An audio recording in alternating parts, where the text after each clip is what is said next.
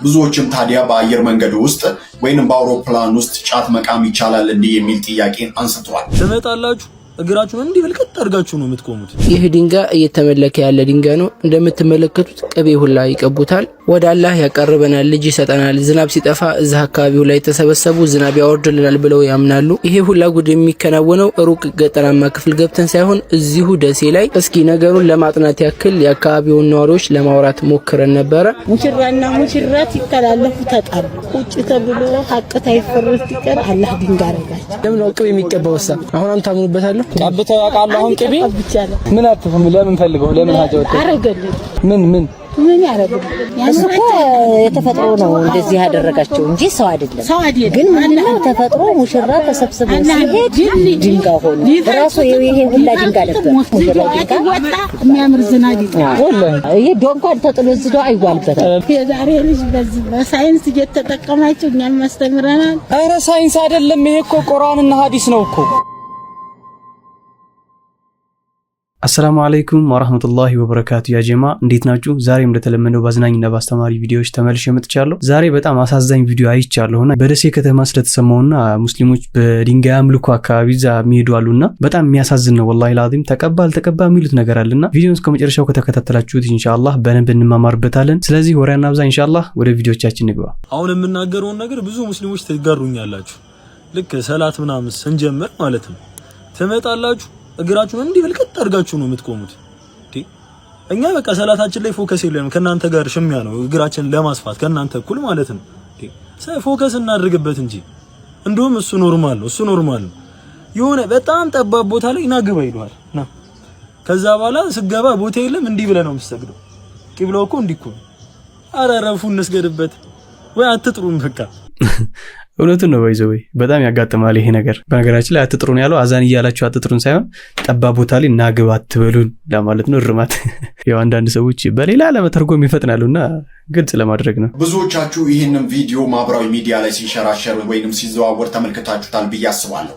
ብዙዎችም ታዲያ በአየር መንገዱ ውስጥ ወይንም በአውሮፕላን ውስጥ ጫት መቃም ይቻላል እንዴ የሚል ጥያቄን አንስተዋል። ስለ አየር መንገዱ ሁኔታ የምታውቁ ሐሳባችሁን ኮሜንት ላይ አስፍሩ። ኢና ሊላሂ ወኢና ኢለይሂ ራጂዑን።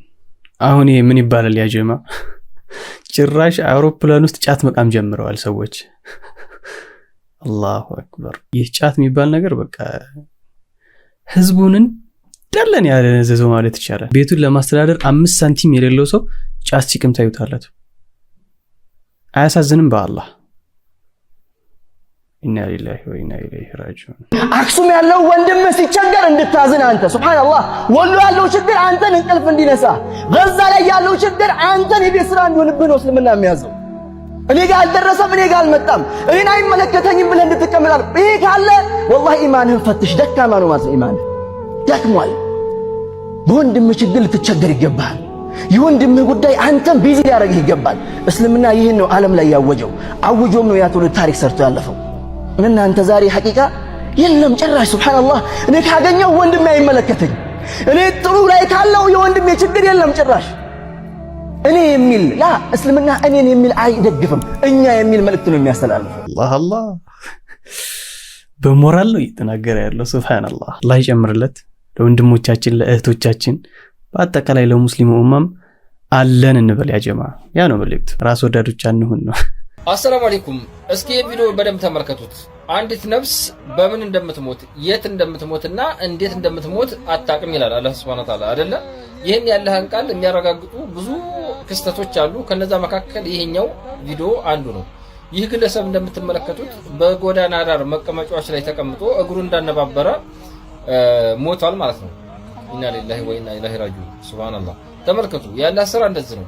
መቼ እንደሚወስደን አናውቅም። እኛ የብዙ አመታቶችን እቅድ አቅደናል፣ ብዙ ነገር ለመስራት አቅደናል። እቅዱ ችግር የለውም፣ ግን ክፉ ነገር ለመስራትም ያቀደ ሰው አለ። ስለዚህ ይሄን ነገር ያየ ሁሉም ሰው ሊማር ይችላል። እኔ አሁን ይሄንን ቪዲዮ እየሰራው ሊያቆመኝ ይችላል አሁን ድንገት።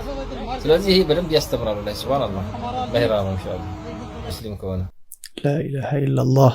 ይሄ ከባድ ነው። ከባድ መልእክት ያለው ቪዲዮ ነው ያ ጀማ። አንድ ንግግር ሰምቼ ነበር ዳዋ ላይ የትና ስትባል ለመመለስ የምታፍርበት ቦታ ላይ አትገኝ የሚልና ከዚህ በፊትም ቪዲዮ ላይ ተናግሬው ነበር ይሄንን ነገር። አሁን ያላችሁበት ቦታ የሆነ ሰው ሲጠይቃችሁ የምታፍሩበት ከሆነ ወላሂ እዛ ቦታ ላይ መገኘት የለባችሁም። ምክንያቱም አሁን እንደሰማችሁት የምትሞቱበትን ቦታ አታውቁም። አሁን ልክ ሰውየው ልክ እንደዚህ እግሩን አነባብሮ እንደተቀመጠ ነው ህይወቱ ያለፈው አይደለ? እኛም አሁን ባለንበት አህዋል ላይ ልንሞት እንችላለን። ስለዚህ ለዱንያ ሳይሆን ለአኺራችን እንጨነቅ። ምክንያቱም ዱንያ ድልድይ ነች ተብለናል አይደለ?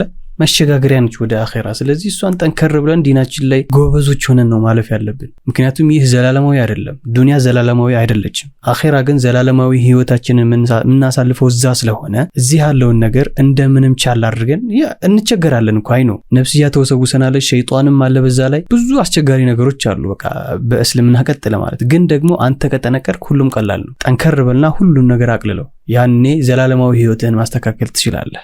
ጅብሪል ልጅ ይሰጣል ወይ ለሐለ ጅብሪል ልጅ አይሰጥም ካልከኝ ቁርአን ላይ ልሰጥሽ መጣው እያለ ነው። ሊአሐበ ለኪ ጉላመን ዘኪያ ልጅ ልሰጥሽ ነው የመጣው። እንዴ ሲፈልግ ጅብሪል ልጅ ይሰጣል ይላል መጥቶ በቴሌቪዥን መጥቶ ጅብሪል ልጅ ይሰጣል። ምንድነው ማስረጃ ካልከኝ ሊአሐበ ለኪ ጉላመን ዘኪያ ብሏል። ሱብሃንአላህ። በአላህ ላይ መቅጠፍ፣ በነቢዩ ላይ መቅጠፍ፣ በኢስላም ላይ መቅጠፍ፣ ሌላ ቦታ ላይ ውሸት የለመደባቸው ሰዎች ያ ውሸታቸውን አላህ ላይ ይዋሻሉ። ጅብሪል ማልኮት የመጣው ምን አለ? ቃል አነ ረሱሉ ረቢክ እኔ ከፊት ያለውን ቁርአን ቆርጦታል። ከጌታሽ የመጣው መልእክተኛ ነኝ አላታ ለመርየም ከአላህ የተላኩ መልእክተኛ ነኝ።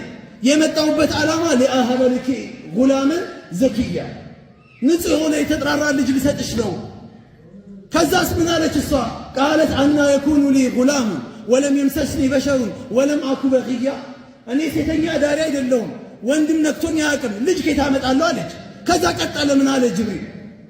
ቃለ ወለም አኩ በግያ ቃለ ከዛሊከ ቃለ ረቡኪ ሁወ ዐለይየ ሀይን እንደዚሁ አላህ ያለምንም ነገር ያለምንም ሰበብ ልጅ መስጠት የሚችል አምላክ ነውና ልጅ ይሰጥሻል አላት። ከኋላም ያለውን ቆረጠው፣ ከፊትም ያለውን ቆረጠው። ለመርየም ጅብሪል ማን ዒሳን የሰጣት ማን ነው? ጅብሪል ነው አለ። ጅብሪል ልጅ መስጠት ይችላል? እንኳን ልጅ መስጠት ይቅርና ያለ አላህ ትእዛዝ ከሰማይ ጠብ ማለት አይችልም፣ መውረድ አይችልም።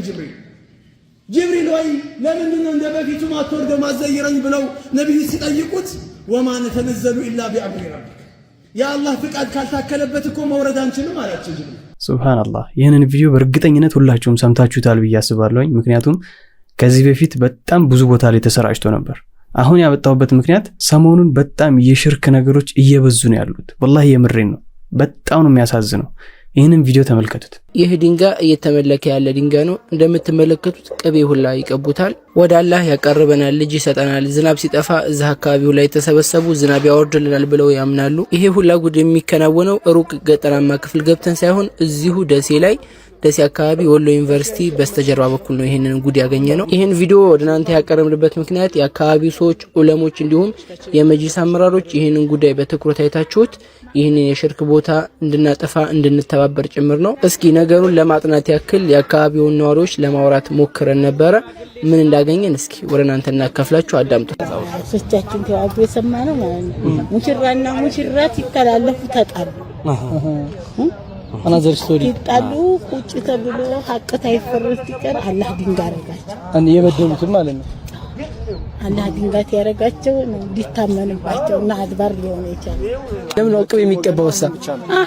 አድባር አድርገው አመኑበት። አሁን ታምኑበታለህ? አድባር አድርገው አመኑበት። ስለዚህ እርሱ አሁን በዚህ በድንጋይ ጠቃሚነት ይወጣበታል። አድባር ታባርገው ያውቃሉ። አንተ እንዴት ቀብተው ያውቃሉ? አሁን ቅቤ ምን አትፉም? ለምን ፈልገው ለምን ሀጃው አረገልኝ? ምን ያረጋል? ናግር የዛሬ ልጅ በዚህ በሳይንስ እየተጠቀማችሁ እኛም ማስተምረናል። ኧረ ሳይንስ አይደለም ይሄ እኮ ቁርአንና ሐዲስ ነው እኮ። አሁን ሙሽራውን ፈረሱ ምናምን ትለይታለህ። ይቺ ትንሽ እቺ ከፊት ያለችው ምንድነው የተቀባችሁ? ይሄ ሽማግሌ መሐከለኛው ሙሽራ ሚዜ ይሄ ትልቁ ድንጋይ ነው ሙሽራው ይባል የሰማው ትልቁ እንትን ነው መሰለኝ። ሽማግሌ ነው ከኋላ ያሉት ነው።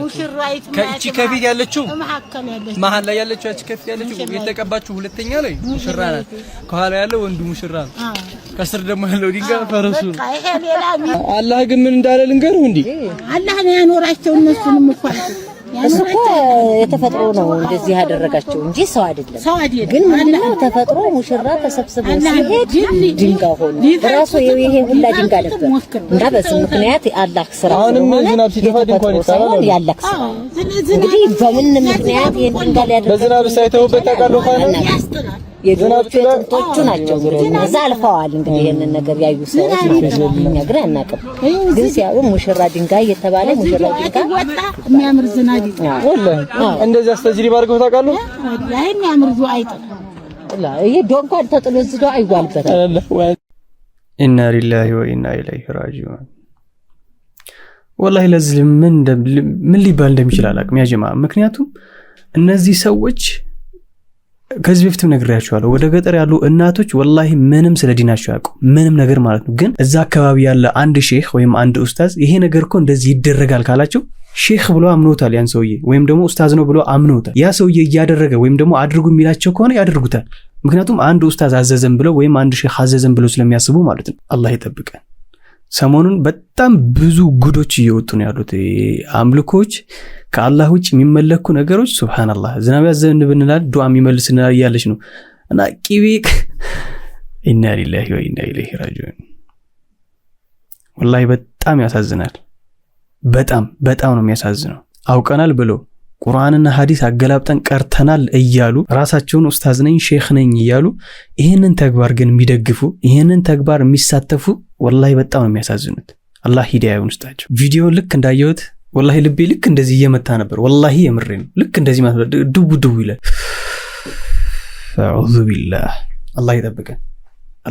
ከዛ ውጭ ምን እንደሚባል አላውቅም። ያ ጀማ የዛሬ ቪዲዮአችን ይመስላል። እንደወደዳችሁት አስተማሪ ቪዲዮም እንዳገኛችሁበት ተስፋ አድርጋለሁ። ያስተምራል አሪፍ ነው ብላችሁ ካሰባችሁ ለወዳጅ ዘመዶቻችሁ ሼር አድርጉላቸው። እንዲሁም ቪዲዮውን ላይክ በማድረግ ለሰዎች ተደራሽ እንዲሆን እናድርግ። ኮሜንት ላይም የተሰማችሁን ሐሳብ አስተያየት አስቀምጡልኝ ኢንሻአላህ። እንዲሁም ይሄንን ቻናል በገንዘብ ማገዝ መደገፍ የምትፈልጉ በዚህኛው አካውንት የቻላችሁትን አነሰ በዛ ሳትሉ ድጋፍ ማድረግ ትችላላችሁ። ከናንተ ጋር አስተማሪና አዝናኝ ቪዲዮዎች ካሏችሁ በዚህኛው ዩዘር ኔም ቪዲዮዎች ልትልኩልኝ ትችላላችሁ። እዚያም ከጀማው ጋር ሪአክት እናደርግበታለን እንማማርበታለን በአላህ ፍቃድ። በቀጣይ ቪዲዮ እስክንገናኝ ሁላችሁም በያላችሁበት ሰላም ሁኑልኝ። ወሰላሙ አለይኩም ወራህመቱላሂ ወበረካቱ።